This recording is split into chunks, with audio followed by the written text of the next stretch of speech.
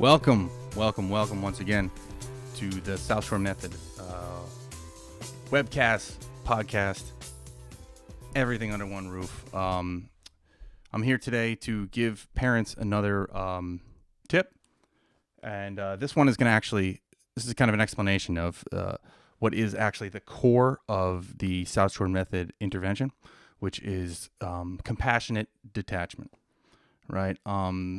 And if you go to the southshoremethod.com's website, right, you'll see that I talk about the intersection of mindfulness with evolutionary psychology and behaviorism.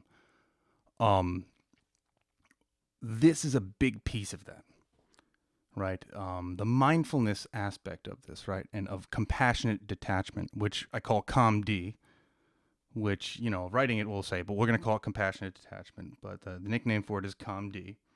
And what it is a tool to help parents, or a tactic to help parents keep in mind their overarching goals, right? So your major goal as a parent, generally, right, is to create, or is to help create an environment that's going to allow your child to become an independent, self-sufficient, mentally healthy adult who is capable of, if they choose to, raising and providing for children in a mindful, compassionate, and productive way for society and for yourselves, and for your own personal happiness, gratification, spiritual fulfillment, whatever that is. We all want our children to do well, period. Right? So that's what compassionate detachment is remembering this piece that parents, that's what you want ultimately for your child.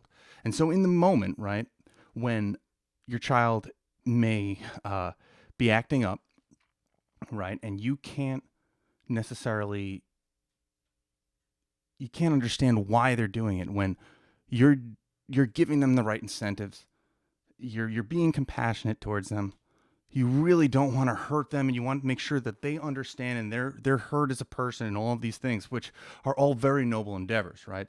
But they actually end up being counterproductive sometimes when you're trying to prevent your child from suffering.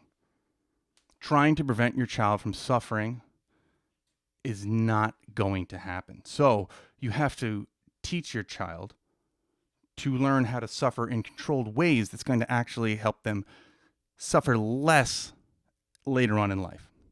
Right? That's what the compassionate part of compassionate detachment is. This comes out of a tactic that's described as, in a lot of behavioral circles, as planned ignoring. But I've found that planned ignoring doesn't tell the whole story.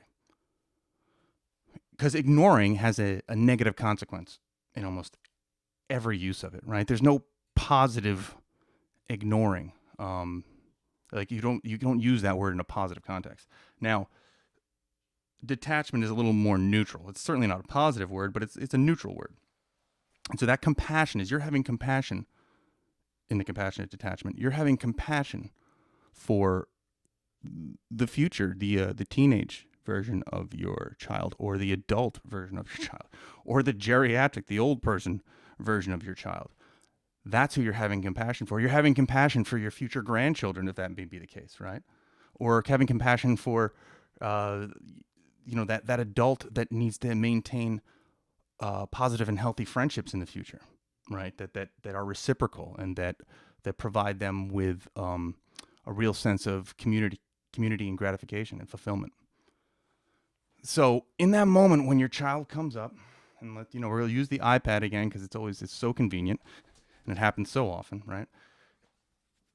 Your child, if you say that, if you're taking my advice in the previous videos and you say, we're going to limit your access to the iPad in order to, to be able to shape your behavior, in order for you to appreciate the iPad, right? And your child throws a fit and they say that you don't care about me and you don't love me. And you go, honey, of course I love you. Of course. You know what? How could you say that? Of course I love you. Right? And this goes on for a while. And then eventually, maybe you do limit the access to the iPad, but a day or two later, you're like, you know what? my parents were hard on me, and there's just too much going on. I mean, especially in this COVID, and these kids are locked up indoors. How could I possibly make them suffer in this moment? There's so much suffering going on generally. Can I just relieve this suffering for them? Well, I have really bad news. You are causing so much more exponential suffering later in that child's life by not sticking to your guns and doing the compassionate thing in the moment, which is to be stern and to have them learn that lesson. That's the compassionate part of compassionate detachment in this tactic for kids.